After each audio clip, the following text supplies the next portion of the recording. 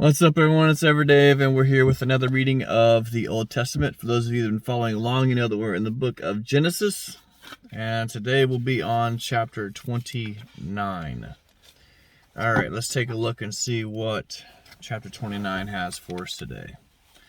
All right, so we're going to cover the topics of Jacob meets Rachel, Jacob marries Leah and Rachel, the children of Jacob, for a total of 35 verses today.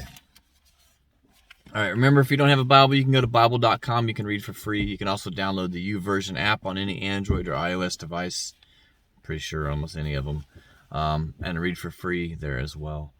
All right, so let's get to it, all right? So Jacob went on his journey and came to the land of the people of the east. And he looked and saw a well in the field, and behold, there were 3 flocks of sheep lying by it, for out of the well they were watering the flocks. A large stone was on the well's mouth. Now all the flocks would be gathered there, and they would roll the stone from the well's mouth, water the sheep, and put the stone back in its place on the well's mouth. And Jacob said to them, "My brethren, where are you from?"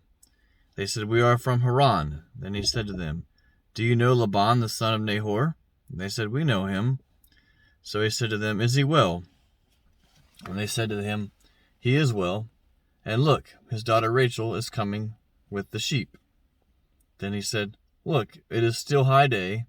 It is not time for the cattle to be gathered yet. Water the sheep and go feed them." But they said, "We cannot until all the flocks are gathered together and they have rolled the stone from the well's mouth. Then we water the sheep." Now while he was still speaking with them, Rachel came with her father's sheep, for she was a shepherdess. And it came to pass, when Jacob saw Rachel, the daughter of Laban, his mother's brother, and the sheep of Laban, his mother's brother, that Jacob went near and rolled the stone from the well's mouth, and watered the flock of Laban, his mother's brother. Then Jacob kissed Rachel, and lifted up his voice, and wept. And Jacob told Rachel that he was her father's relative, and that he was Rebekah's son. So she ran and told her father. Then it came to pass, when Laban heard the report that Jacob his sister's son that he ran to meet him, and embraced him, and kissed him, and brought him to his house. So he told Laban all these things, and Laban said to him, "Surely you are my bone and my flesh." And he stayed with him for a month. Then Laban said to Jacob, "Because you are my relative, should you therefore serve me for nothing? Tell me, what should your wages be?" Now Laban had 2 daughters. The name of the elder was Leah, and the name of the younger was Rachel. Leah's eyes were delicate, but Rachel was beautiful of form and appearance. Now Jacob loved Rachel, so he said, "I will serve you 7 years for Rachel, your younger daughter." And Laban said, "It is better that I give to you than that I should give her to another man. Stay with me." So Jacob served 7 years for Rachel, and they seemed only a few days to him, because of the love he had for her. Then Jacob said to Laban, "Give me my wife, for my days are fulfilled, that I may go in to her." And Laban gathered together all the men of the place, and made a feast. Now it came to pass in the evening, that he took Leah his daughter, and brought her to Jacob. And he went in to her. And Laban gave his maid Zilpah to his daughter Leah as a maid. So it came to pass in the morning, that, behold, it was Leah. And he said to Laban, "What is it you have done to me? Was it not for Rachel that I served you? Why then have you deceived me?" And Laban said, "It must not be done so in our country, to give the younger before the firstborn. Fulfill her week, and we will give you this one also for the service which you will serve with me for another 7 years." Then Jacob did so, and fulfilled her week. So he gave him his daughter Rachel as wife also.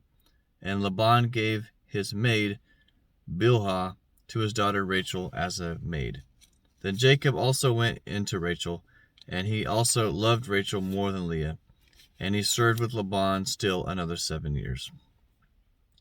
When the Lord saw that Leah was unloved, he opened her womb, but Rachel was barren. So Leah conceived and bore a son, and she called his name Reuben.